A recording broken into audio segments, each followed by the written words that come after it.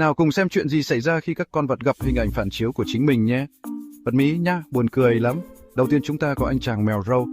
Cậu ấy cứ tưởng mình gặp đối thủ mới, cho đến khi nhận ra đó chính là mình. Kinh điển. Tiếp theo, hãy xem cô chó Daisy. Cô nàng sửa ầm ĩ vào chú chó kia trong gương. Ôi Daisy ơi, cậu không thấy sao? Đó là cậu đấy. Và đừng quên cô vết tò mò Polly. Polly cứ lại nhại mãi với người bạn mới trong gương. Polly muốn bánh quy, hay chỉ muốn buôn chuyện thôi, nhưng chưa hết đâu. Hãy xem mấy chú dê con làm trò hề khi nhìn thấy chính mình. Nhảy nhót, xoay vòng, đúng là loan xi ngậu. Và cuối cùng, màn biểu diễn đặc biệt một chú khi tinh nghịch cứ mê mẩn ngắm hình ảnh của mình trong gương.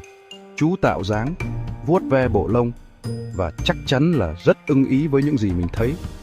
Động vật cũng giống như chúng ta, một chút tò mò, một chút bối rối, nhưng lúc nào cũng thú vị. Vậy nên, lần tới nếu bạn thấy buồn, hãy nhớ rằng ở đâu đó một con vật đang khám phá hình ảnh phản chiếu của chính mình. Và đó là một khoảnh khắc hài hước vô giá. Đừng quên thích, chia sẻ và đăng ký để xem thêm nhiều khoảnh khắc đáng yêu nhé. Hẹn gặp lại các bạn trong video tiếp theo.